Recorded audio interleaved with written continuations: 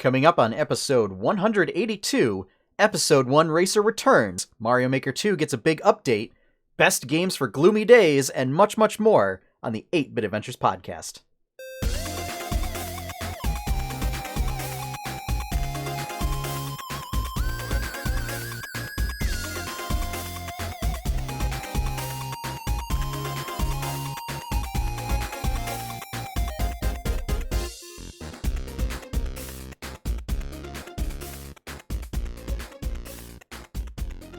Hello, everyone, and welcome back to another episode of the 8-Bit Adventures podcast, bringing you the latest and greatest geeky news of the week.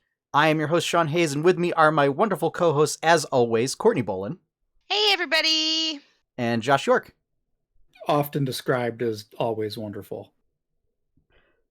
You know what? I'm just realizing I know why I had to fix the cameras for Discord, is that it swapped your guys' places.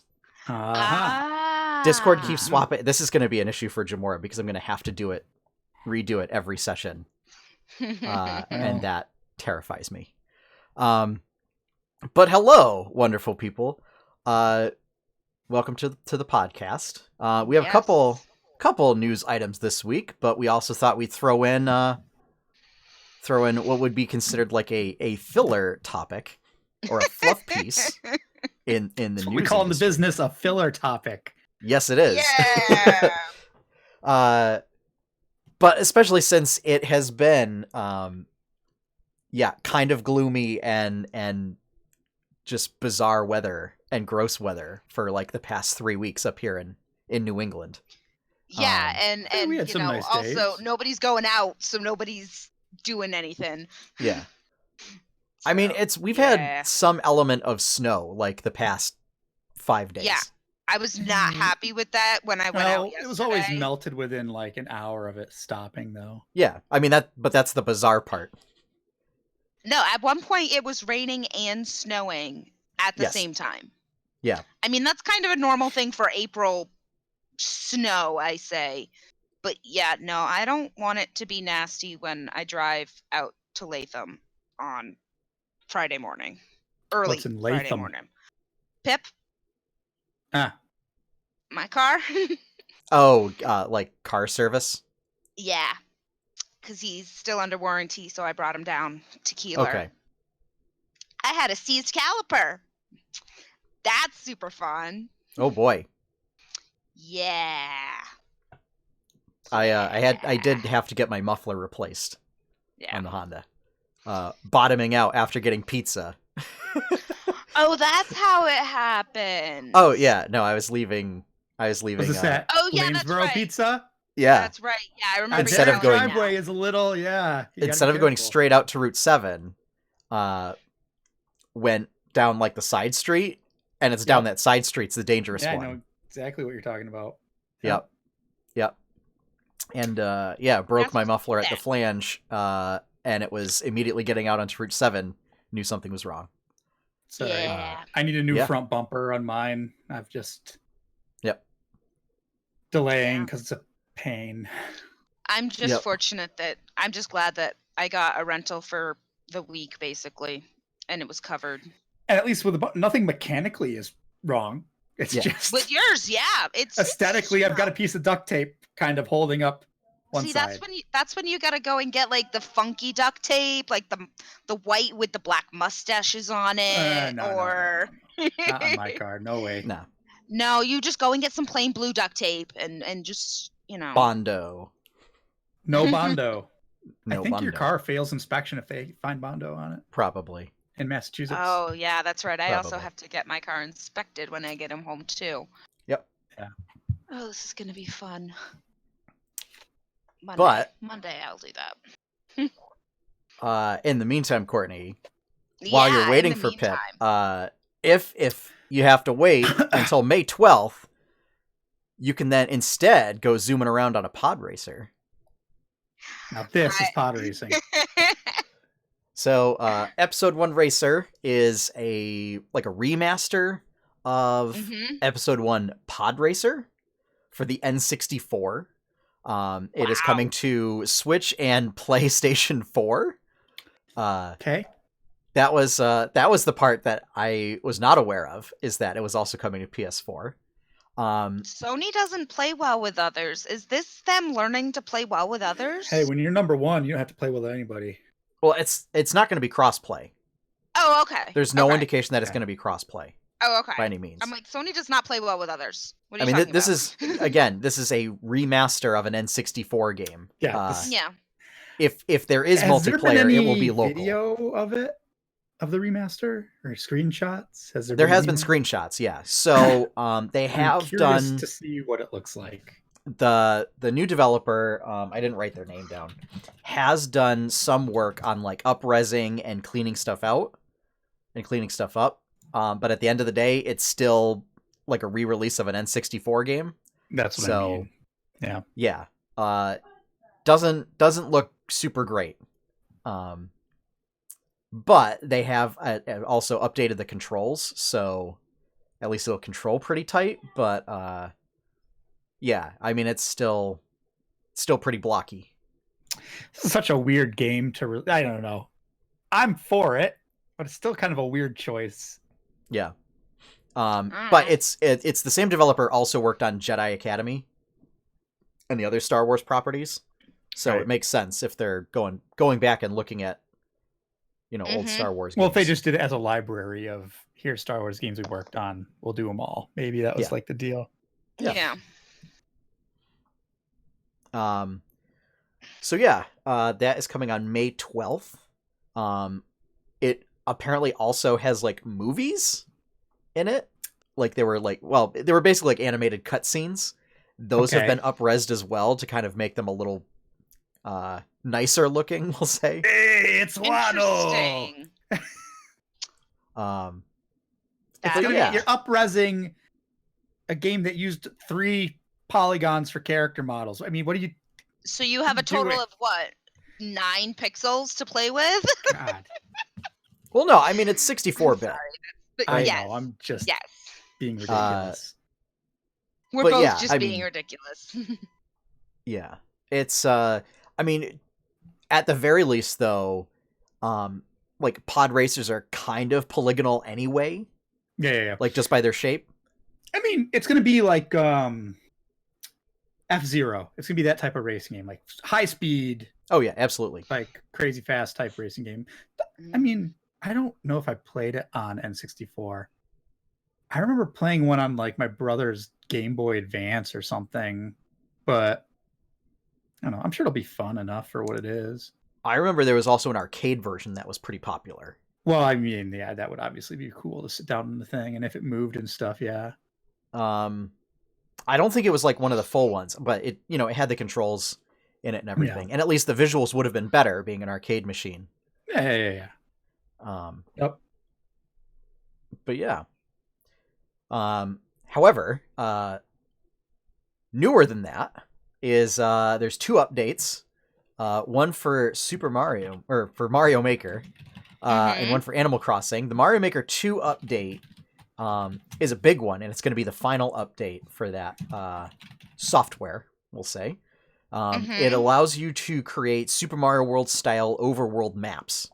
So, like previously, Mario Maker was just like you make a level, right, and then people can like go to your level and play it and everything. This allows you to like actually create an overworld that holds up to 40 levels. A chain of levels, yeah. Wow, nice. It also introduces the Koopalings, and introduces like a lot of game-specific power-ups.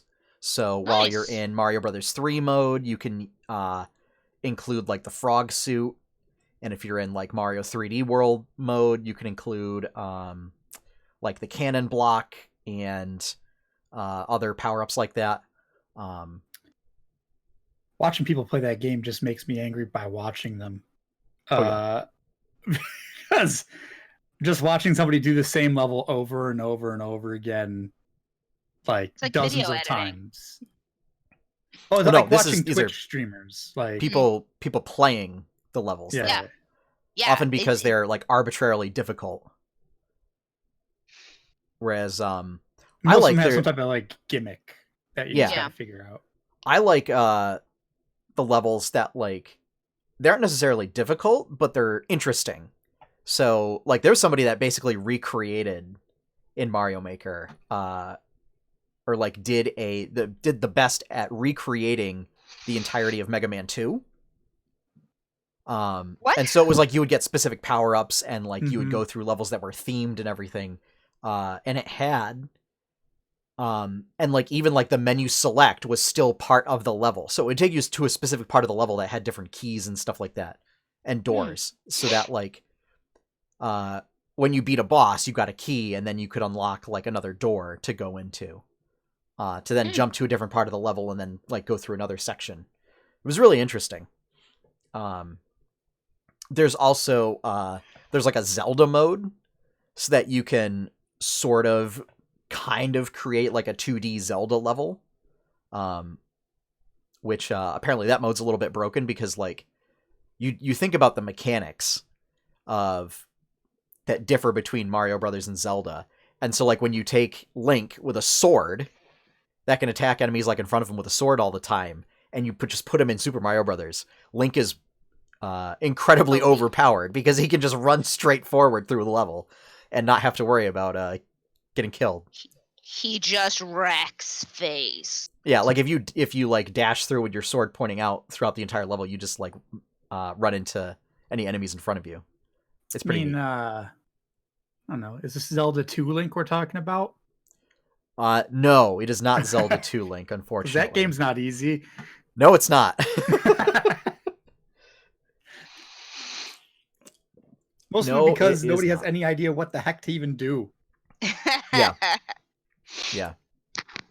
Well, that's like it, because it transitioned from like top down. Yeah. I want to say like adventure game with RPG elements to like 2D RPG side scroller. Yes. And everybody was just thrown for a loop. The first one I wouldn't call an RPG. Well, that's why it's got elements, but I mean, Zelda's kind of always had like elements of RPGs, but it's first and foremost like an adventure game. Yeah. But I mean, 2 straight up went like, oh yeah, you like level up and crap, and yeah, levels with a skill learning system and MP. Yeah. I mean, I guess you have magic power in the other games as well, but like it's straight up true. Like there were right. a spell list that you would cast from. Mm-hmm. So, yeah, and Link could jump. That was the other thing. Like it could jump on command. I think that's where his original downward thrust came from. Yep. Yeah. Yeah. His down smash, whatever. Yep. So yeah, that update I believe is available right now.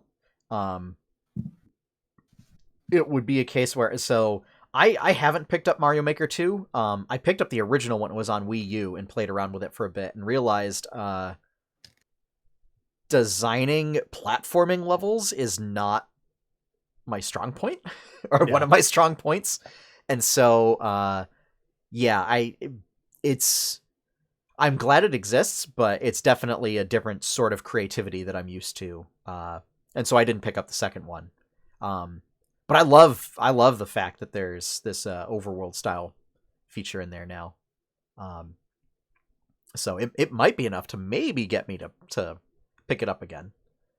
Yeah, it's not my cup of tea, but I certainly appreciate that it's out there and there's a fan base for it and there's people who really enjoy it, and like that's what they do is play Mario Maker. And yeah, hell yeah, man, more power to you if that's what you like. Yeah, I just think now like there's a whole bunch of additional content for it that makes it really attractive for the price point, and the fact that it now includes like 100 levels of like it's not really like a story mode, but it's like to kind of ease you into learning the system. Yeah. And to like give you ideas on what sort of stuff you can do. So, and then as far as Animal Crossing goes, Animal Crossing's also getting a big update. So, demons. They're really just like leaning technically into the no stuff. However, The rug vendor was Yeah. at my island today, and I got a rug that is a summoning circle. Yes. Nice. Yeah. I mean, it's called magic circle rug or whatever, but I'm like, oh, this is sweet. Yeah. No, it's totally yeah. And like, I see through you. just like Gilmore, it's a purple rug that all of the runes and etchings are in like gold thread. So it's like a purple and gold runic circle, like magic arcana runic circle rug. Yep. So sadly, I don't have a place to put it in my house because I don't have. You say Gilmore, I say Prince, but I mean, whatever. Porque dos? Yeah, why not? Different kinds of magic, but both charisma base casters. Yes! Oh yeah, Yes! lots of magic. Yes. But yeah, so the April update adds there's going to be an Earth Day event where Isn't Earth Day today? So Earth Day is today. Okay. The event starts tomorrow and it runs for a couple of days, where you can go on like a special like Earth Day tour when you like go to an island, and you just get like different rewards and stuff that are more nature themed. But Leaf will now be able to show up on your island. Nice. Leaf is little Earth. He's like the Earth Day sloth. But he won't just show up for Earth Day now. Now he runs like a garden shop. And so sort of like the other like temporary vendors, like Kix and Sahara, he'll like show up basically on certain days in the plaza with a little garden cart, and he'll sell you like shrubs and flowers. It's a shrubbery. Yes. But now you can also buy shrubs to plant on your island everywhere. So it's now, giving you a little bit more landscaping options. There's also yeah, we'll get to that later then. Yeah. Jolly Red's treasure trawler. So so Red has been a long time vendor in Animal Crossing. Red is a black marketeer who shows up with artwork and like other sort of like treasure. Red is like what type one of of animal is Red? He's a fox. Okay. He is like one of the only ways to get artwork in the game. There's always a catch with Red in that out of all of the pieces of artwork that he has available in the shop, only one is real. Or like they're like one or two pieces are real. The rest are forgeries. And you have to look really carefully to see if you can pick out the correct one from the forgeries. Because if you try and donate it to the museum obviously will not accept forgeries because Blathers can figure out like which ones are good or not. Granted, you can always just keep it in your house and you can hang it up and say like, oh like, yeah. Who cares if it's a forgery if you like it and it's pretty? Yeah, I mean, if you're going to keep it in your house, that's fine. But but related to that is the museum's art gallery is also opening. So there's another wing in the museum for you to fill. I was going to say, wait a second. I thought that they didn't do the art, but yeah. They haven't until now. So with this update, the art gallery will also be open. So paintings, statues, and other sort of pieces of like fine art will be able to go in there. So yeah. How does one get fine art? What's that? How does one get fine art in game? Very rarely you might find it at the shop. But usually you have to buy it from Red. Okay, so it's usually just Red who you can get it from. Yeah, Red's the most consistent way to get fine art. You might also like it counts as furniture, so any way that you can get furniture, you have a slim chance of getting like one of those pieces of art. Interesting. So yeah. Okay. Just because you're talking about Animal Crossing, something I saw yesterday was apparently there's a there's a thing where people, what's the dog musician, something Slider? KK Slider. KK Slider. Remaking famous album covers, but replacing it with KK Slider. Oh yeah, there's a guy on YouTube. I'm not going to look it up right now because I don't want right the music playing and us potentially getting muted in the VODs. But there is one particular channel, and like that's all they do is they do KK Slider covers of popular songs. And I I'm think down for that. one of the first ones that I discovered was it was like a KK Slider version of Old Town Road. Oh yeah, because that's right. Because you'd never actually heard the real song. Yes, that is consistent. The only version of Old Town Road Yes. that I have had the displeasure of listening to.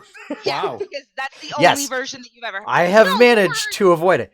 It's like that and the Super Bowl commercial were the closest. Yeah, I'm like the Super Bowl commercial. I know you watched that, but I mean, still I have don't never... listen to the radio, so I mean that. Yeah. Yeah, You I know? don't. It's a short I only listen to my song.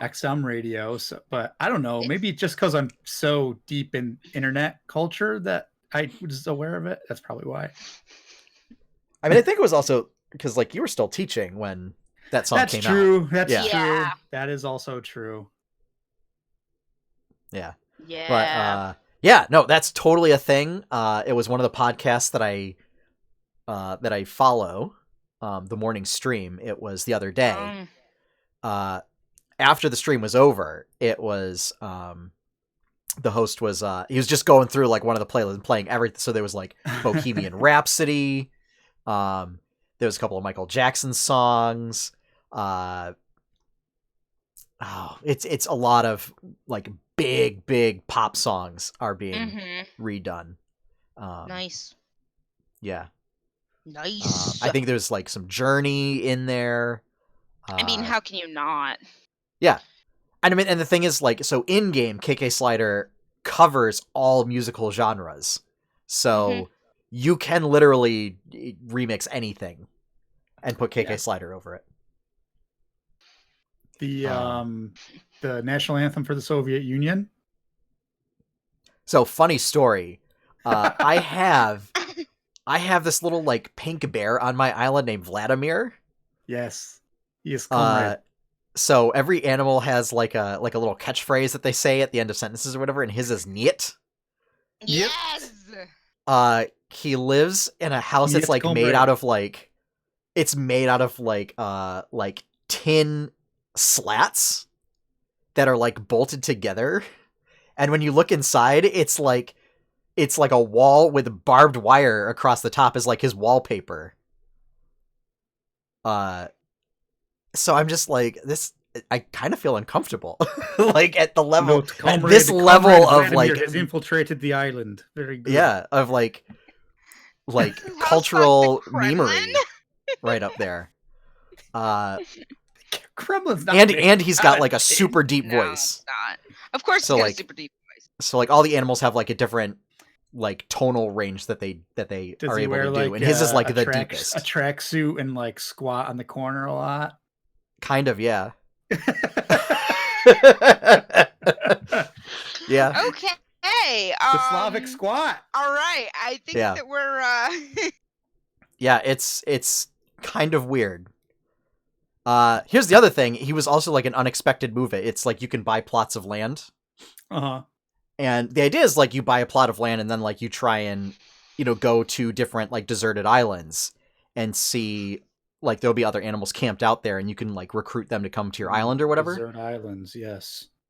I never met him. He just showed up and moved in. So yeah, that was interesting. Might try to annex your island like the Russians did to Crimea. Getting a little too real, I think. I see a lot of parallels. Yeah, Okay. a little bit. But as also part of the update is now Nook's Cranny can upgrade into an upgraded version of the store. So my guess is it'll upgrade into the Nook and Go, because that's how that progressed in previous games. Is you went from Nook's Cranny to the Nook and Go, and then to Nookington's when it became like the big fancy department store. So right now it's you're going from like kind of backwoods like one room general store to like 7-Eleven. So I'm kind of excited. Mine is upgrading tomorrow.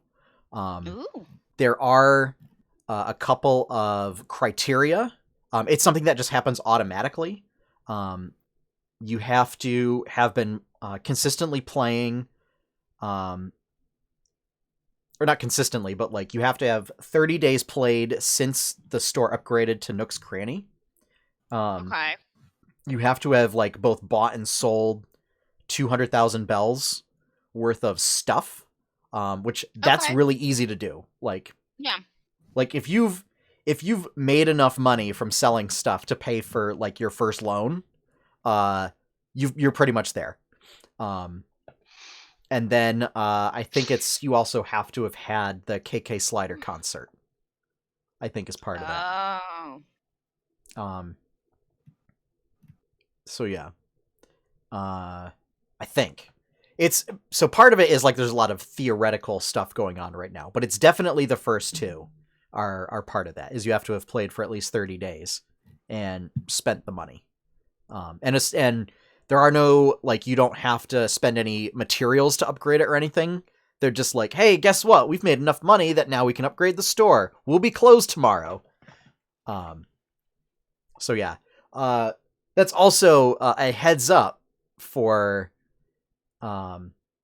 anybody that's doing the stock market, buying turnips, because they will not be able to take turnips that day. That's good to know. So I am being informed. You definitely don't need the concert, so that's good to know. Go nice. Again, like I have looked up this information on like 4 different sites, and they all had different theories. Of like between time played, amount spent, and then like some other criteria or not some other criteria. So yeah, that is good to know. So yeah, it's theorized that Brewster will be coming soon as villagers keep talking about him. So Brewster in the past was the owner of the cafe. So with the art gallery now moving into the museum, it's theorized that like soon the cafe will be moving in as well. that would make sense. Yeah. You know. And then you'll be able to drink coffee and get wired. We'll see if they let you drop a Cadbury egg in your coffee. It's the only way. I'm so sad they're gone. I can't do it for another year. Yep. Yeah. No. Additionally, there is a May Day event that's going to happen, where you can get special May Day tickets to go to different deserted islands. Special May Day islands. Pick Yeah. up people. Unclear. There really wasn't a whole lot of info in the intro video.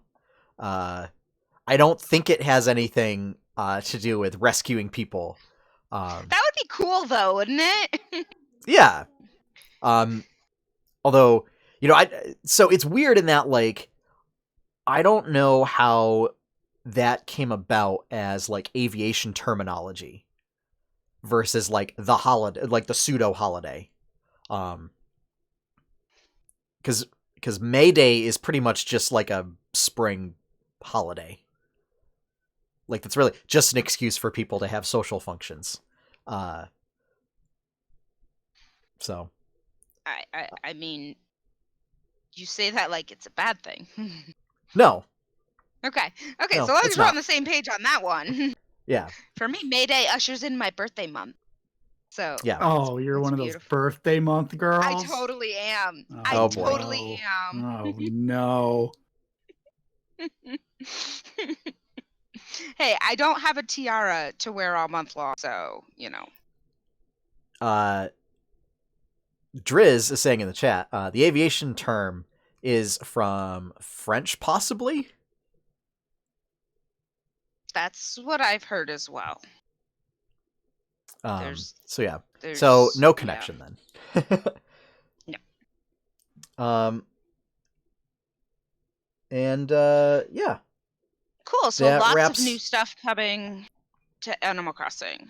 Yes. That update should be hitting tonight or tomorrow. Nice. I know shop upgrades are already happening. And then the Earth Day event starts tomorrow, so you should see Leaf show up pretty soon. And as well as Jolly Red, who Cool. also provides another use for the pier, aside from just catching tuna and marlin. There you go. There's also an update. They're doing a weird cross promotion with Pocket Camp. Yes, the Animal Crossing I've Pocket seen Camp. That. Yeah. Where you So get basically, like if you log into Pocket Camp and you have an account and you link it with your Nintendo account, you can basically get some promotional material available in I think it was like a New rug Horizons. or something. So that's the thing is, like, I didn't get a rug. It's like a bunch of like camping related stuff. It's like a campsite sign. There's a fortune cookie wagon. It's like a little like food wagon that sells fortune cookies, which I thought was cute. You get a Nook Ink silk rug if you have the Nintendo Switch online. The best fortune cookie I ever got in real life just said, "You are very pretty." I mean, it's not wrong. And then that same the night, cookie my buddy wasn't got one wrong. that said, "God will give you everything you want." So Nice. we nailed it in one night. It was pretty good. For anyone that's a fan of Rocko's Modern Life and knows the fortune cookie episode where Filbert gets one that says like you are doomed to an eternity of suffering and bad luck for the rest of your days or whatever. I'm pretty sure the company that made fortune cookies for like the dining halls,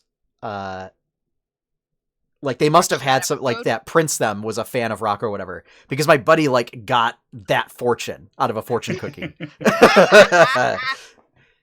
in college, and that was great.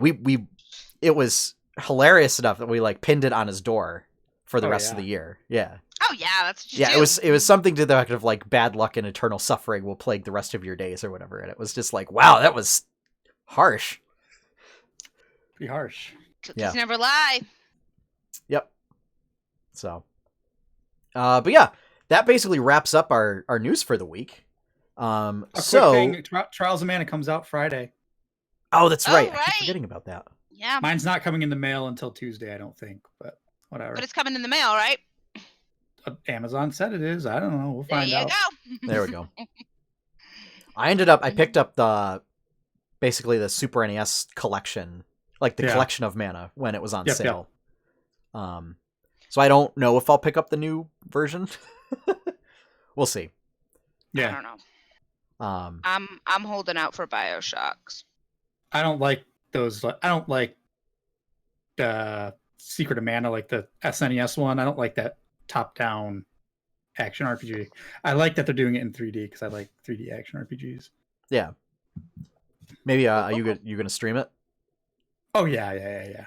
Maybe I will see what the gameplay's like when you stream it before making that decision. I mean, that's Xenoblade's also coming out in end of May. Yeah, end of May, and I still got to get through Baldur's Gate, so I don't. I may just do that. Yeah. But like we said at the top of the show, because it's been the weather's been kind of gloomy and weird, and because partially we've been all still unable to leave for the most part, we wanted to pick what our top 5 best games for gloomy, rainy days were. So the idea being, like what's your favorite like comfort food on gloomy days? Same idea. Although maybe not necessarily comforting. Just what do you want to play on a rainy day? Like, what's the first game that kind of comes into your head? Although we decided the first 5. Well, yeah, because And there's then even I could, because there's a and then ton of even- games. and then even I couldn't keep it to 5. Oh, geez. No, you gotta do 5, Courtney. I know. Only 5. I know. So, I mean, I'll go first. Okay. Do it. So, and these are in no particular order. We don't have to rank them. Mhm. But for me, Stardew Valley, right, is one of my top 5. Just because it's very relaxing, you can kind of get lost in it. It gives you a nice little like crafting sort Here's of the treadmill. word for games like that is cozy. Yeah. Yes. I like that you can play Stardew and binge watch TV shows and not lose any info in either one. Yeah. The other thing being like, because there isn't a very involved story, is like you can kind of put it down and pick it up, or pick it up after it's been a while and not really like get lost. It's just more of like a quick, okay, where was I at this point in the game? All right, okay, it's spring. All right, so we're good to go, and not have to be like having to look up on wikis to figure out like where was I, like what happened in this story, who is this person that I got to talk to, what am I supposed to do, which is especially the case with like older RPGs that like didn't necessarily have like a quest system or anything like that, Yeah. which I was finding from things like Chrono Trigger. If just NPC would vaguely say go in this direction. Yes. And if you didn't And play then the you would game have- for a couple of weeks, like when you were a kid, if you didn't pick it up for a little while, it'd be pretty hard to remember what, like, a lot of games now will give, like, here's a recap of what you did when you log in again or play again. Yeah. Those games, no way, you kind of had to remember. Yep. Or Yeah, you and I just think walk that's- around randomly until you luckily hit the next place you got to hit. Yeah. Or I don't know if you guys ever did this, but I was actually neurotic enough sometimes to take a note of like, this is what I need to do, this is where I need to go. Like, I'd have a little notebook and be like, okay, where do I need to go? Like, need to go here, talk to this person, okay, did it, done. Because I would always be forgetting. I actually did that on my Vita last year. I was playing Suikoden 2. And I got to a point in the game where I just stopped for a while, but I took a sticky note like I have here because I always have a pad near me, and I wrote the name of the next town I was supposed to go to and put it on my Vita. There you go. For the next time because I knew it was going to be a while before I played it again because I wasn't too into the game. I wanted a break from it. So yeah. And with Stardew Valley, I'm going to give you all fair warning that kind of sets the tone for my list. I had a feeling. That's okay. I have 20 days worth of hours in Stardew. I completely understand that. Yeah. So Josh, what's a game from your list? So this is, I have a few different schools of thought on when it comes to like rainy day games. So like you sometimes like what game makes you feel cozy, where you kind of just want to be wrapped in your blanket on the couch or in your bed playing your game while it's crappy all around you. This one is not that. It's what game can just make you lose track of time completely and kill a day without you even recognizing that. Okay. And there are a lot of games that fit in this category. I picked Total War Warhammer. This is kind of like falls into a game kind of like Civilization, where it's just like one more turn, more turn. Like you just, next turn I can do this, this, and this. And then that turn comes around and you're like, well, next turn I could do this, this, and this. And you just kind of want to keep going and going and going until all of a sudden you look at the time, you're like, 8 hours has gone by and you've played 3 rounds maybe. It's like, and you haven't moved. It's just like, it's a type of game where I'm like, I'm so busy like clicking on each base and seeing its stats. I'm like, okay, if I do this in this base or town, what happens in this base or town? And if I move this army here, where am I moving this army? And then if you can simulate the battles, or you can actually go in and like micromanage the battles in Total War game. That's kind of like the shtick for Total War, is like you literally micromanage a battlefield and armies. So and that takes time. Like all those battles take time because I do like it almost like a Baldur's Gate type of game where like you're moving your arm and you're pausing. I'm like, okay, I look across the battlefield. That army's moving this way. Where am I going to move this part of my army? And so between all the different things that are going on, all the systems and subsystems, it's just one of those games where you could kill a day and not even realize it by the time you're done. So it doesn't have to be, again, this caveat will come with all of my choices. It doesn't have to be that particular game. It could be, Civilization or any 4X game or any Total War game, anything like that, where it's just like you totally lose track of time because there's so much and so involved. That's a good word for it. It's just an involved game. There's so much involved in it and managing. It's just crazy. But yeah, that's my number 5. I did rank mine. Okay. Okay. I just Courtney. hastily scribbled down a list. Yeah. And the first one on my list was also Stardew, because I like it because it's a game I can binge both playtime and watch time, which is really nice for me because I like doing that. But kind of, I'm going to say my next pick is actually going to go off of a little bit of both of yours because I have lost... Well, I lost all of today in Fire Emblem Three Houses. And I've lost multiple days in Fire Emblem Three Houses. It didn't make my top 5, but I thought about, because I played it in the summer, so it's not associated with gloomy days. But I killed a lot of time playing Fire Emblem. No, see, I really like Fire Emblem, and I think I've said this before in person to Sean, at least. I'm not sure if I've said it on podcast, but I really like it because even on the days when my brain doesn't want to focus on things for a long amount of time, there's enough things going on in the game that I can choose to be battling. I could choose to be going around giving gifts to everybody. I could choose to be, progressing the storyline, or I can just say, screw it, I just wanna do choose battles. to try and lure Bernie out of her room with cake. Yeah.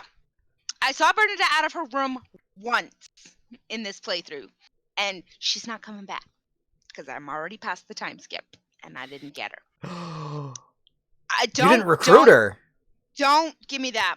I would be forced to murder her on the battlefield. I know. But that being said, because it hops around enough, I'm able to keep focused on it, but also able to say, okay, well, I'm just gonna do this. I'm just gonna do one more day, one more battle, one more, and then it turns into 9 hours later. Yeah.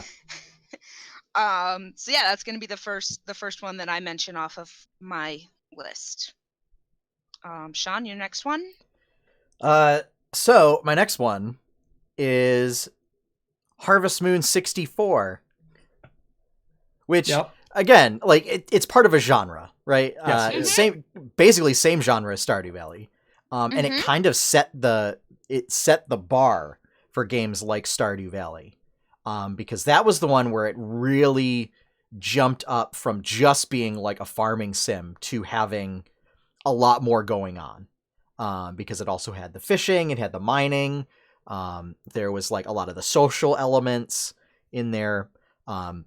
It really bumped up, had a really cute art style, where it had little sort of chibi kind of S characters, but didn't but it fully utilized the N64's capability for doing 3-dimensional models. Which ironically, the series has kind of shifted back away from it back to 2D, which is a little odd.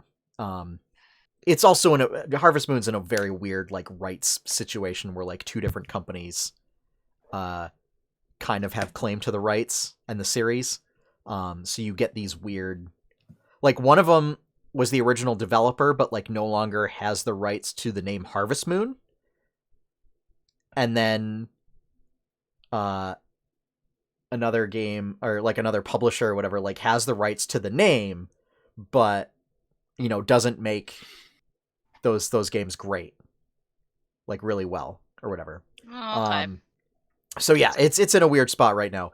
But Harvest Moon 64, I would hope like it gets re-released somewhere, Mhm. PC, Switch, wherever, because it is a fantastic game. And definitely remember growing up, it just, again, like losing a lot of time, just being engrossed in it, and just the kind of the routine of getting into a rhythm. Kind of the same thing with like Stardew Valley, of, picking like, okay, so I want to focus on crops, or I want to focus on animals, or I don't care about farming at all, and I just want to go hang out in town and do stuff. Don't care about farming at all. What is that? You could Sounds do like the that. right You can choice. do that? You could do that. I don't know how viable it will be for income, but yeah, you could totally do that. And yeah, the fact that it has its own weather, so like if it's gloomy outside, it can be sunny in game. It might be raining in game. Might be snowing in game. It might be snowing if you keep Yeah. playing through long enough. But yeah, so it's a lot of the same stuff that happens in Stardew Valley and makes that game cozy. Also makes Harvest Moon 64 cozy. But it has the added benefit of having, little round kind of chibi Nintendo 64 models to it. Nice. Josh, What is your number 4 game? Number four. Number 4, again, comes with the caveat, it doesn't have to be this particular game. It could be anything in this genre. I picked World of Warcraft. I was thinking about World of Warcraft as well. Talk about games that I have. Courtney, you think you've put a lot of time into Stardew Valley? Oh no, I can only imagine how much. Those are rookie numbers. You gotta get Oh, those yeah. numbers up. No. Yes. I completely understand, and yeah, no. I probably reckon have at that least 100 times that amount of hours. I'm sure you. And do. I'm not. That's not hyperbole. That's literal. No, I'm 100%. I completely. I may agree. have a it's literal year of time of my life in this. Common Yeah, meme in the World of Warcraft community is just the crushing despair that people feel after they type in /played. Yeah. And seeing how much time. Yeah. No, I have no doubt that that's a lot of hours. It just happens that Stardew is the game that I have played the most hours of, because I refuse to get into WoW. Yeah, and again, it could be your MMO of choice. Just for me, over my career in MMOs, I've played the most World of Warcraft, which is probably similar for most people who've played a lot of MMOs. Just been around the longest, and the game's 15, 16 years old at this point, close to it. 16? 2004, right? I think it'll be 16 this year. 16. Yeah, in October. So, I mean, it's been around a long time, and I've played it almost since the beginning, and it's just on and off usually. But the times I am on, it's pretty much all. I become a mono gamer. It's the only game I play, and it's from when it's all I do for at least 6 hours a day. You're putting into that game. Oh yeah. And a lot of it, you're not even doing anything. You're just running in circles in your capital city a lot of the time. Pretty much. But when you're doing that, usually you're shooting the breeze of people in Discord or whatever. Back in the day, it was TeamSpeak or whatever. I think that's another big thing of that, though. But that's another game where you could kill time and not even, But I think that's another big part of it, though, is the ability to just be hanging out and talking to friends while you're playing. For me, I've probably said this. I say it all the time, but I'm probably said it on this show. It's the only way I can play any type of MMO. Yeah. Because at this point, they're all very samey to me. And once you play it and you've seen the content, all future content is just different variations of content that's already existed. Yeah, I feel like MMO audiences in particular have gotten very good at breaking a game down into base mechanics. Yeah. And just seeing the mechanics and no longer seeing like the game itself. Yeah. And especially people who've played it a lot, like myself, and like particularly raiders, like when you understand how to play your class and you understand the raid mechanics, and every raid boss is just different variation or different combination of raid mechanics you've seen before.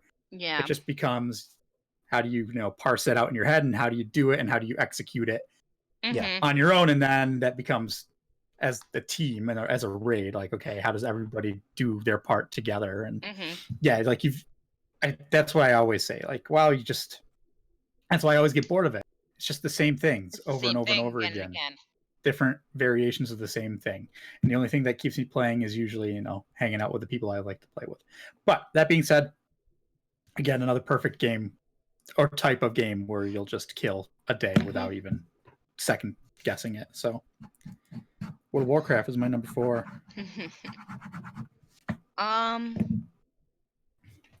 Yeah, I think the next one, I was thinking about like games that I have played an entire day and just like had like completely went tunnel vision just for that game.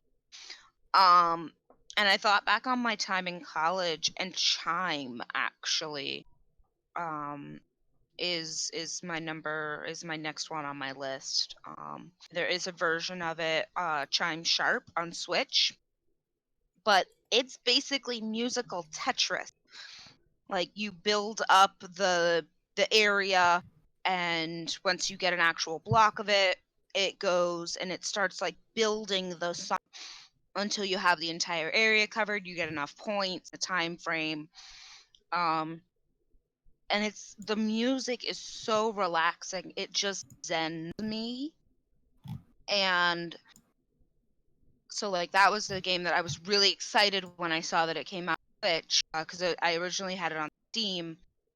And again, it's just one of those like really zen, like I remember I would go into the computer club in my college and I'd boot up Steam and I'd start playing. And with the exception of people saying, "Hey, Courtney, do you want some food?" Because me, I mean, come on.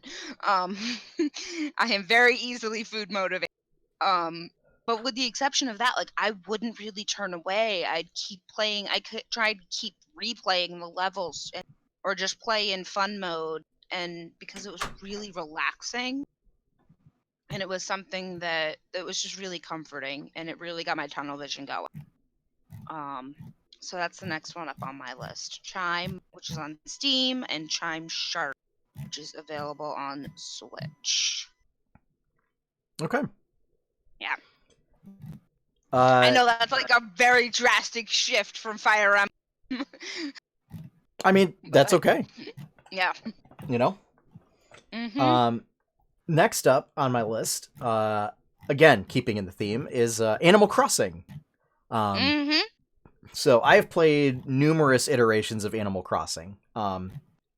And I guess even less so than Stardew Valley and Animal Crossing or Stardew Valley and Harvest Moon, is like with those games, because it's not set real time, is you essentially have a time limit for getting stuff done in the day. Whereas with Animal Crossing, because it's based on real time, there is a lot less pressure, in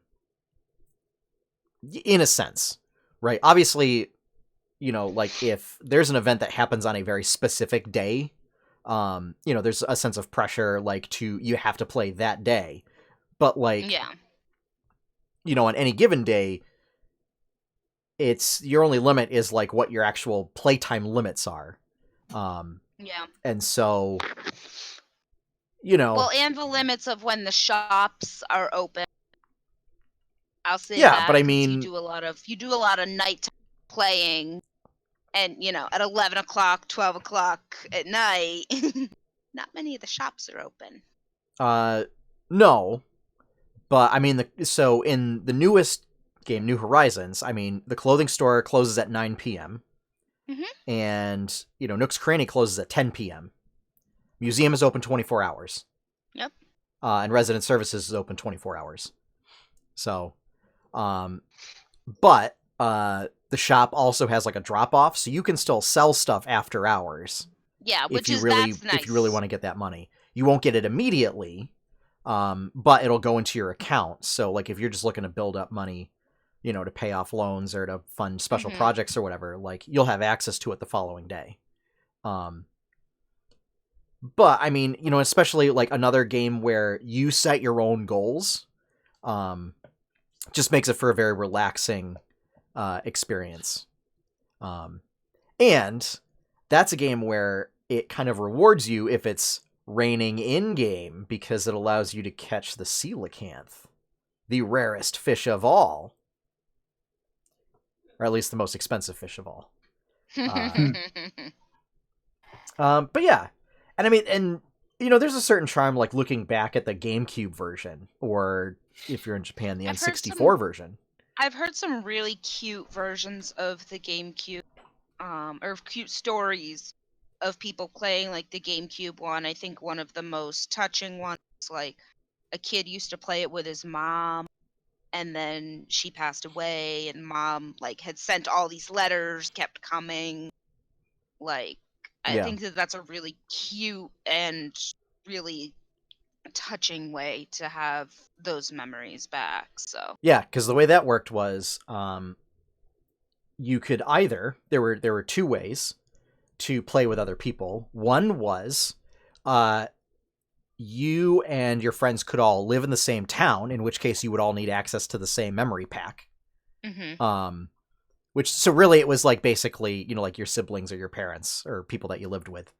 Or if you went to visit a friend and they had Animal Crossing, you could bring your memory pack over, and, like, I think it was if they were both plugged into controllers in the same console, is you could then go visit your friend in their town. Maybe. that's cool. It's possible I might be thinking that was a feature and it was added in later. But there was definitely where if you were playing on the same save file, is that, like, you wouldn't play concurrently, but, like, you would, you know, log back in and then see, oh no, you know, my brother chopped down all the trees. What am I gonna do? I'm gonna have to replant all the trees. Or back when Nintendo Power was a thing, Nintendo Power magazine, they were often they had, like, an in-office Animal Crossing file, and there was one guy that would just, like, dump garbage everywhere in town, and a lot of like their fluff pieces were, like, complaining about, you know, the one guy in the office, like, just dumping trash everywhere. Just littering everywhere and making roaches appear. So, but yeah, so Animal Crossing is the third game on my list. Josh, I do see your theme. Yeah. Yes, I as soon as he said that, I knew what it was going to be. I had a feeling that was going to be your theme. Number 333 is, this is a game. I believe, when did I play this? Might have been when I was still living in Korea, but this game is called Oxenfree. It is how do I describe it? It's a side-scrolling mystery horror game where there's no, like, action. It's all, like, you're exploring this kind of spooky island, and it's more about the dialogue between the characters, and you have different choices, different dialogue choices you make, and those choices can have an outcome on the ending of the game. The reason I picked this is because I'm leaning into the gloomy creepiness a little bit with this one. It's not crazy scary. It's just kind of creepy enough that it is sometimes unsettling, and there's, like, no gore or anything like that. Here's the synopsis. Group of teenagers, like 5 or 6 teenagers, go to this island in the Pacific Northwest to have a party one night, and all of a sudden some weird, like, portal shows up, and all of a sudden, like, their radio can pick up, like, spooky things. Like, and that's one of the game mechanics, is you have this radio and you can put it on different frequencies and pick up different spooky things, and it gives you clues about what's going on the island. Too spoopy. Yeah, and there's, like, weird space-time ghosts, I guess. okay. And it's a game that you can beat in a sitting. it's maybe 6-ish hours, maybe not even. But I remember I played that game in a day. I think I was living in Korea at the time, and I'm pretty sure it was like a gloomy day where I was just, didn't have much else going on, and I'd seen this game and I wanted to try it, and it was a good, kill an afternoon, evening with nothing else going on, and it's a spookiness. It's not like it's not scary. It's just kind of like it's a good spooky. It's like mystery. a thriller. Not even. Not even. It's like more of a mystery, Okay. but it's got some supernatural spookiness going on. Now, it's a really good game. I totally recommend. It's probably super cheap on Steam, and you probably get it on. You probably get it on Switch even or anything at this point. But I played it on PC. But great game. Again, well, a single sitting game, which is perfect for if you got some time on a gloomy That's actually day. yeah. Yep. I recommend it. It's a great game. Cool. Nice.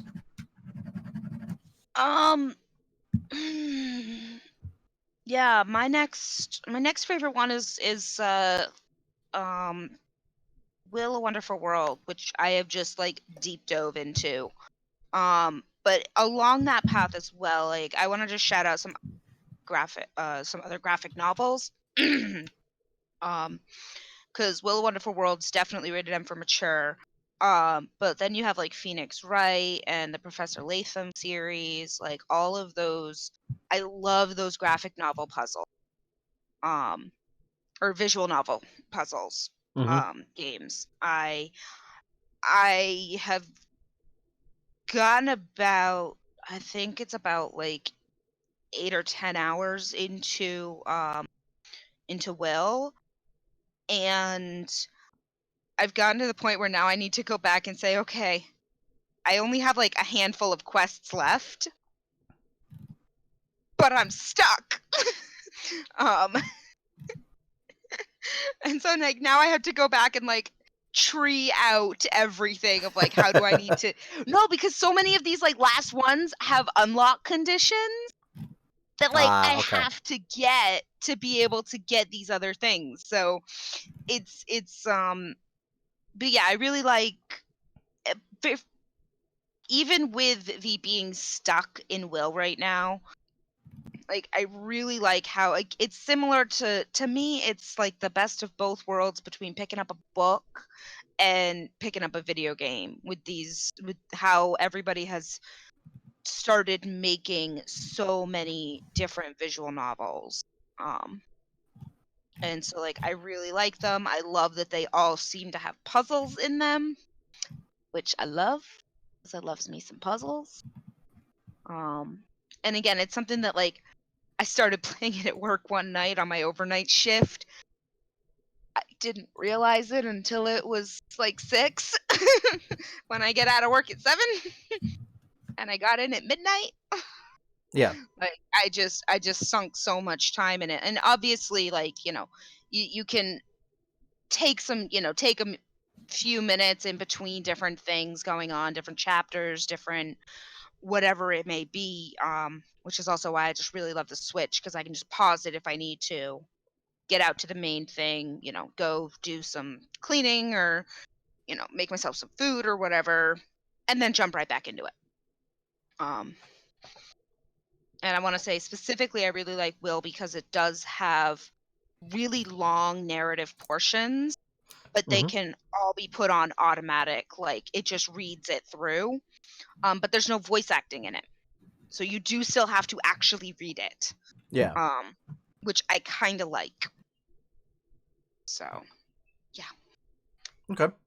That's my number 3. All right. Yeah. Next up, so this is kind of a combo one because they're kind of the same game a little bit, is Terraria and Starbound. I mean, it's the same developer, it's like the same concepts and everything. It's just one is a little bit updated. So these are both kind of I would say sandbox, I guess builder type games is how I would describe it. Starbound is a little more adventure-ish, but Terraria does have strong adventure elements as well. really pulling into this sort of building, like Lego, make your own stuff, out of base material, type of crafting that I really enjoy. And not necessarily like crafting usable items so much as taking blocks and building stuff out of them. And with Terraria, it's like visually, being able to, if you decide you want to build a fort that looks like Skull Island, or, a big tree with an airship, or, common ones are like a big old glass dome. If you want to build an underground complex or a set of dungeons. There's like 1,001 different builds for even just regular buildings that are like up on Pinterest. And the fact that, Starbound takes it a step further and gives you a spaceship to do it in is just really cool. So, it's just games that kind of fulfill that like building with Lego type of play that I enjoy. Nice. My number two is, you like those effects? This is high production quality. You have to go into voice acting, man. I know. Final Fantasy VII, the original, not the remake. Oh, okay. There's a specific reason. And again, my caveat and qualifier on this is it doesn't have to be this RPG. It could be any RPG that holds a special place in your childhood. But this is a very nostalgic game for me, particularly because the first time I played it, it was a very crappy, gloomy winter weekend. It was late winter time, probably, mid-February, something like that. And it was just a crappy weekend. It was the first time I ever played this game, and I was totally immersed and engrossed in this game and this world. And it was the first game I ever played that had a whole world, and it wasn't just a game with like this level, this level, this level, this level. It was just something I hadn't experienced before. And there's something about, even though I like Final Fantasy VII Remake a lot, there's something about these older games that has a certain charm to them, like the Super Nintendo, PlayStation era, what many call the golden age of RPGs.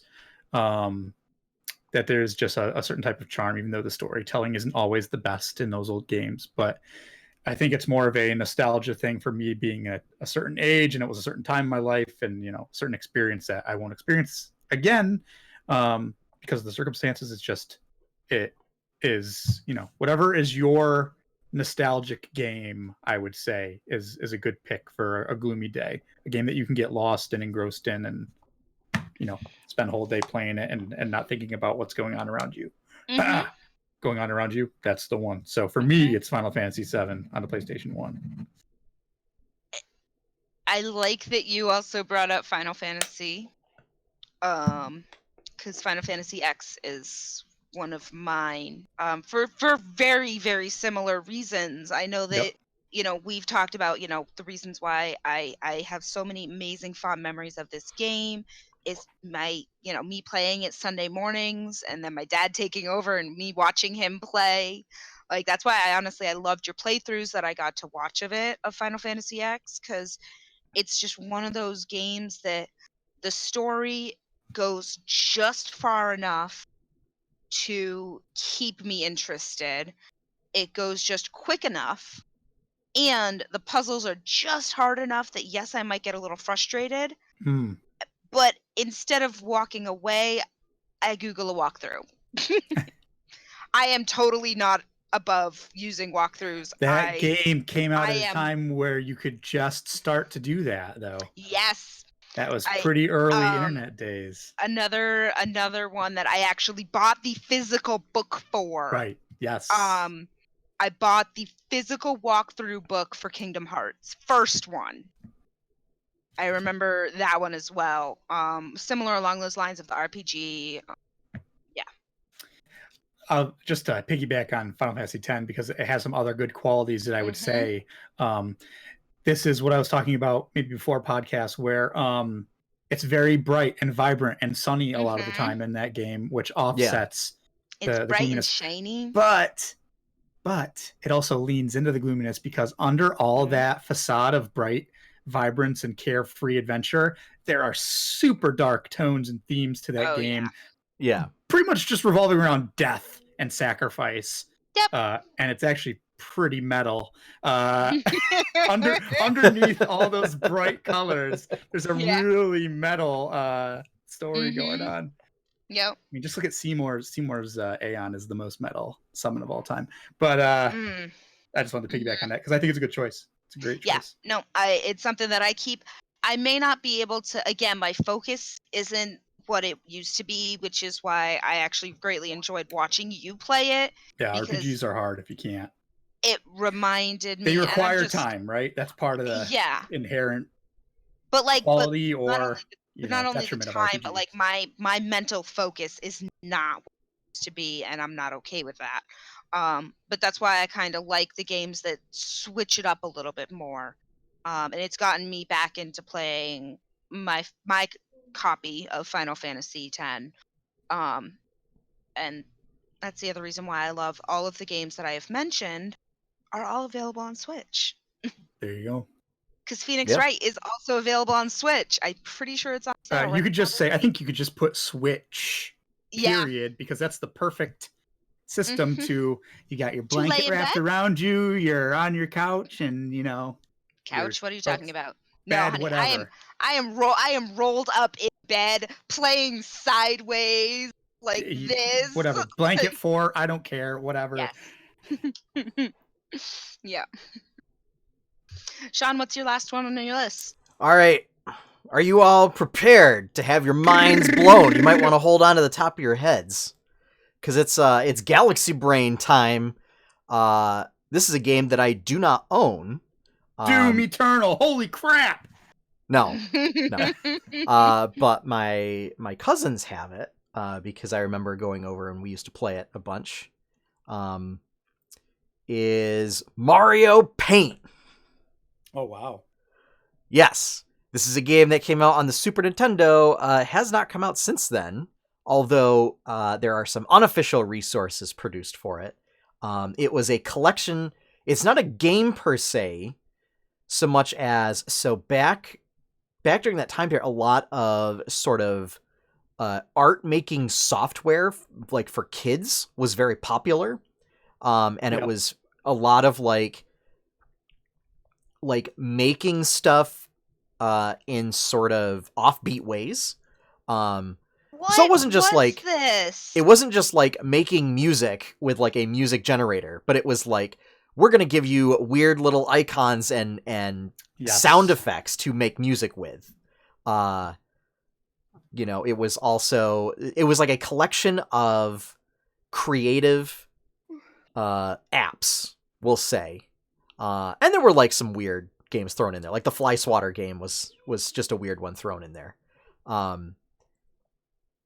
But I'm looking at the Wikipedia of this page. What in the? This looks like word art and the picture, like all those types of things, and like mixed with just like MS Paint. Yep. Yes. Yeah. Is that basically what this was? I mean, if you figure it was like mid to late 90s on a console that had no joysticks. It came out in 92. So early 90s. Super Nintendo's early 90s. I always forget that, but yeah.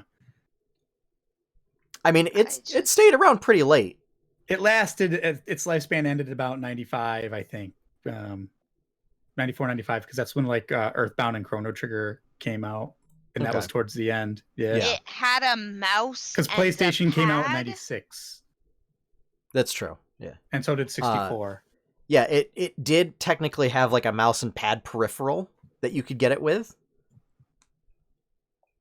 But yes, so it was kind of the perfect thing to just like goof around with and, make silly songs or make goofy, pieces of like bad art. The fly swatter game in particular was just like trying to catch all those flies. And it was just, it was a weird little creative outlet type thing. And again, like you set your own goals. There's no story to have to be tooled into, so you can just like pick it up and just do whatever you want for a little while. And then, 20 years later, there's an app that lets you really dig into the music generation stuff, and you can make like really sweet covers of any music you can think of. Yep, I know that's a thing I've seen on YouTube a bit. Yes. This is interesting. I mean, Mario Paint covers of Dragon Force is like a genre in and of itself. Yeah. This is so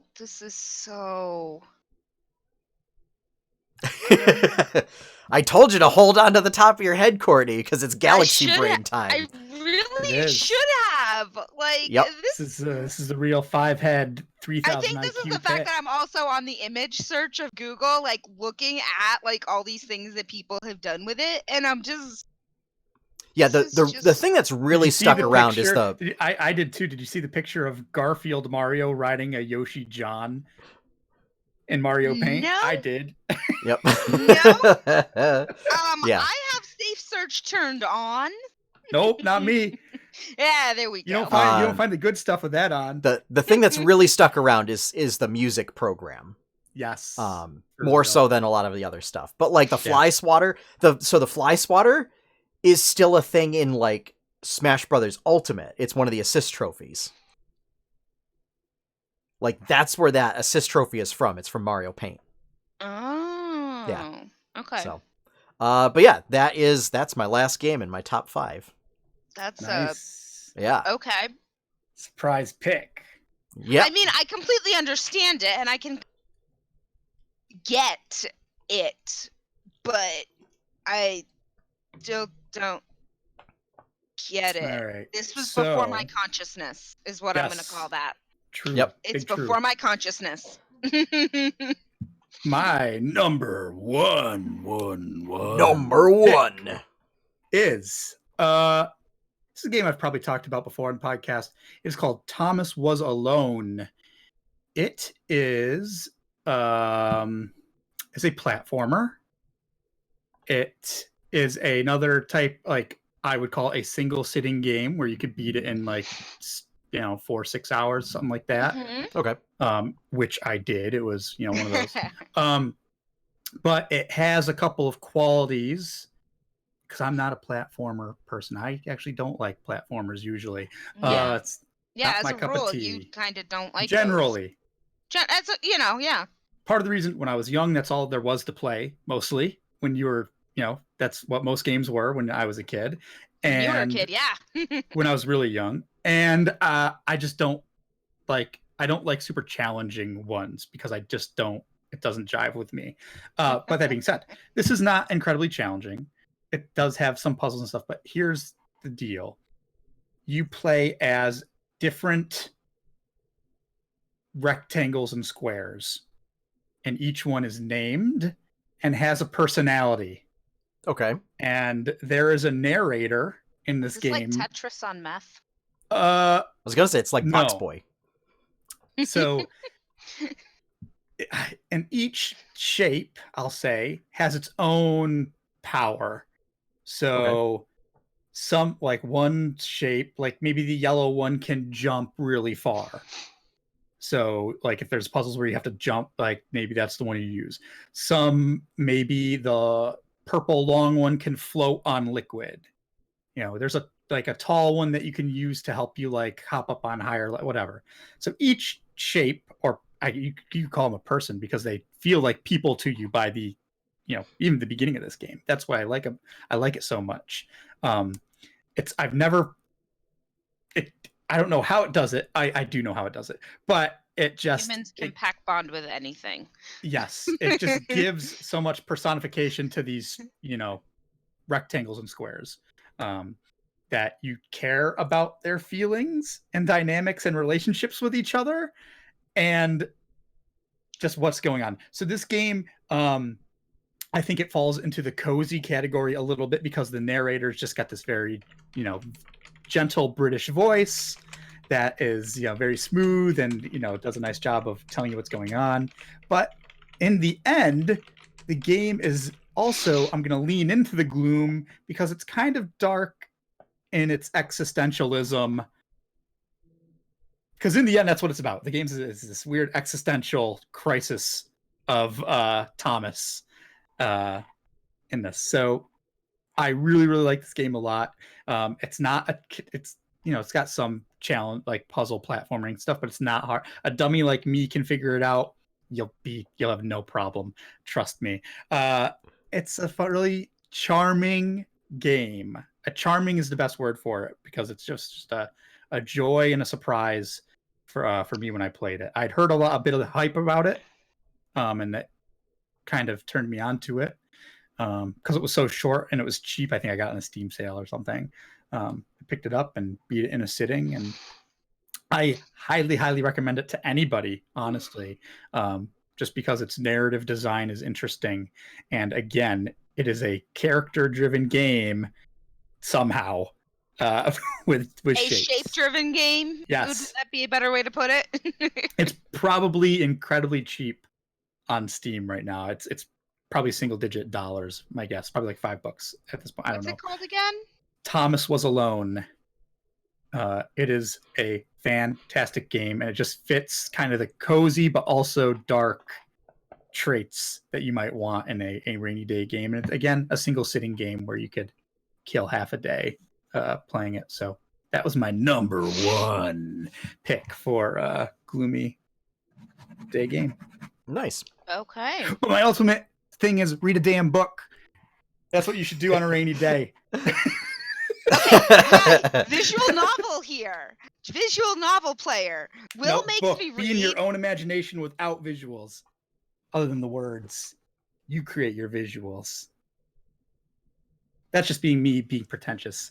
Okay. At least you. Yeah, I know what I am. I know what I'm about. I was going to say, yeah. it says to the cartoonist.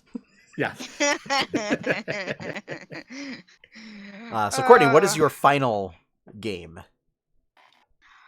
So my final game, I kind of went through the games that I have, because a lot of my games that I have and play quasi regularly are all games that I just sink into. I just cuddle up and curl up and play. And I'm sorry, but I had a toss-up between two games that you go from one town to another, and in between the towns, you're fighting different monsters and meeting different people and adding them to your party. I mean, that's just an RPG. Yeah, I was going to say, which RPG? It was a toss-up between Pokemon and Octopath, actually. Okay. Yeah. I just said Pokemon in general because I don't know how many of the games I've actually ever started and played through, continued to play through, and emulated, and I mean, and bought and rebought and traded in and bought again, and the thing is, I would say Pokemon is probably different enough to warrant its own conversation, whereas Octopath, I mean, because it's like a Square Enix, it's just, for me, like Super NES style Octopath is RPG, so like big. JRPG. It borrows a lot from Final Fantasy. Yes, but I will say there is a visually that game presents a tone and feeling just by the way it looks. I think that's a little different from other games. So its artistic style does give it a bit of a uniqueness from other RPGs. I feel like it's what we might have gotten had Square kept up with making 2D RPGs for Nintendo. Yeah.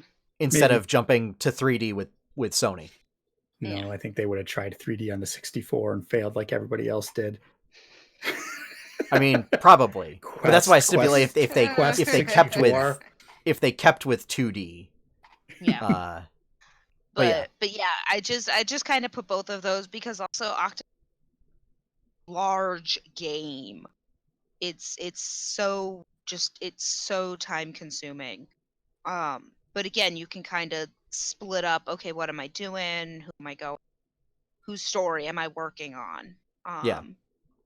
Is the thing that I really I need to finish Fire Emblem, and then I think I'm gonna play more. That's interesting because I thought Octopath was very direct and like, for me, it was just easy to be like, oh, here's their next story is in this place, go there. And here's this, well, yes, like, their next story is in the and next for place. me, it was but very for me, easy it was to gathering like, everybody. yeah, for me, it was just very easy to like say, okay, this isn't it. Just because I am a delegator and a like that I'm type not of good at person that. anyway. So it's just I'm like, not good for at me, that. my brain was wired to be like, okay, this, and like, what's priority, what's next, and yeah. You know. Mm-hmm. So okay. Just for anyone who's wondering, you should also post that to your Twitter or Facebook and see what people out there say are their favorite gloomy day video games. Yeah. If you want to let us know, you can either let us know on social media, or you can write in. You can write into Sean at 8-bitadventures.com. You have to write an oldie time letter to Sean in calligraphy. Dearest Sean, it has been a fortnight since we've last. Like, it has to be in that type of style. Oh, wait. Do they need to seal the letter with wax too? Yes. Wax seal? Okay. Yep. And it must be delivered by a guy on a horse or a woman on a horse or whatever. A person on a horse has to deliver it. Yep. Yeah, that if I dress that doesn't Pip we don't like get mail delivery to the house, so. Well. Yeah. Just in case anybody was wondering, Thomas Was Alone is available on Steam. It is 33% off today, and that sale ends April 27th. It is now $6.69. It is usually $10. Okay. I'd say it's a $10 game. It's good. Yeah. Great game. But there you go. So. But yeah, that's my last one's on the list is Pokemon and Octopath. I still couldn't pick just one, but yeah. Yeah. So in the interest of time, we're gonna skip quest log for this week, and I'm just gonna do a quick rundown of what's going on in 8-Bit Adventures. Yeah. So, streams this week. More Baldur's Gate. So come see the adventures of Minsc and Boo and everybody else. That's right. I refuse to believe that my own character is the actual main character of this story. This is really about Minsc and Boo. Holy inferiority complex. It's like that episode in Scrubs. No, Minsc and Boo is just that good. It's just that good. There's a new comic this week. So just some more turn-based fighting going on. And the title of the comic is a little bit of a throwback to Final Fantasy VII. So, art stream tomorrow night. I'm going to be working on some assets for my RPG Maker project. So a lot of icons, sprites, and things like that. I've gotten some battle backs done, so mostly focusing on icons, but I will be basically making them big and then shrinking them down so that they look like really good. So normally people are like, oh, I'm going to make like pixel art kind of a thing and work at the 32 by 32 size. Whereas me, I would prefer to like work in either Illustrator or whatever my comic software is. Clip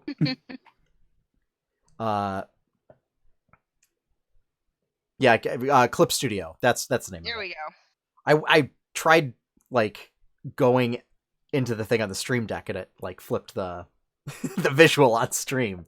And then I realized it didn't pull up the program name anyway. But so using those tools and actually like drawing out a full icon type thing and then just shrinking it down. So that'll be Thursday. Baldur's Gate on Saturday. Basically going to continue playing through that probably until we get to Xenoblade. So, Okay. unless I finish it ahead of time, in which case I'll move on to Baldur's Gate 2. Also, The pace of there that are game some... seems pretty slow. Yeah. It just seems very methodical and like slow Yeah. moving through the areas when I was watching you. Yeah. It's like second edition D&D. Very slow and methodical. I was like, oh my God. Yeah, it's... Yeah, I still maintain that you have to make some concessions if you're going to make a D&D video game. And the main concession being, like for a tabletop game, rolling a die and then adding modifiers and seeing like the excitement of hitting or missing works. In a video game, it does not work because you're just sitting around a lot of times not doing anything. Especially for a single player game, that takes a toll. So, for all you people out there making games based on D&D, don't do D20 plus modifiers to hit. Missing is not fun. No, it's not. Just Not in a video game. Make your accuracy based on something else. There, I said my piece. But there's also new items in chat that you can spend your gold on. What are these new items? So I basically did a little bit of adjustments. So since I'm kind of done playing Pokemon on stream, I kind of disabled that one for now. But for 1,000 gold now, it's called Quest Giver, and it's basically you can decide what the next objective to focus on will be. So if it's like in Pokemon, it would be like, oh, where to go next? Or should I focus on a Pokemon? Should I do max raid battles? For Monster Hunter, it might be like, what monster should I go hunt? Let's say if I, streaming Fire Emblem again, do I battle? Do I go try and lure Bernie out of her room with cake? Do I go to the sauna? That doesn't sound predatory at all. It's a thing that happens in game. Ooh, piece of candy. Ooh, piece of candy. Ooh, It's candy. She says that she won't come out. She says that she won't come out for anything, and then one of the dialogue options is, "Oh, who left this cake here?" Artwork suggestion has also been bumped up to 1,000 gold. That hasn't changed. But for 500 gold now, there's ask a question or DM's advice. So this is if you want to ask me just any sort of question you want answered. Just remember to keep it somewhat family friendly. I'll be happy to do that. And then DM's advice is if you have an opinion or you want an opinion or DM advice on a D&D or role-playing related topic, you can do that. Some things to remember is there's also the highlight message, unlock a random sub emote or choose an emote to unlock. As well as for 2,000 gold, an Overcooked takeover. So you can just spend 2,000 gold and the stream has to change from whatever I'm currently playing to my wife and I playing Overcooked or Overcooked 2 together. So wait, can I still summon the best boy?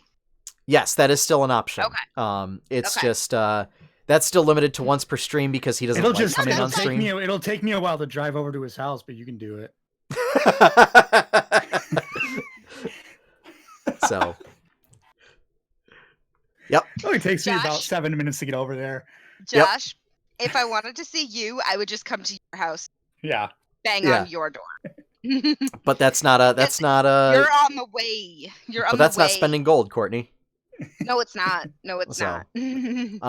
So just wanted to give a heads up as to what those are. I mean, if you have any suggestions for what you'd like to see, as far as gold options, definitely always open. Just hit me up on social media, post a thing in chat. If you have any ideas or things you want to see. And that is going to wrap it up for the week. If you'd like to see more content from 8-Bit Adventures, be sure to check out 8-bitadventures.com. Over there you can find comics, artwork, VODs, streams, and more. If you want to help support that content, you can either become a patron at patreon.com/8bitadventures. Patrons, for as little as $1 a month, get access to special patrons-only comics, early access to regular comics, a merch discount, and I will throw that link in the chat, as well as special channels on Discord, and I'm going to throw that link in the chat as well. And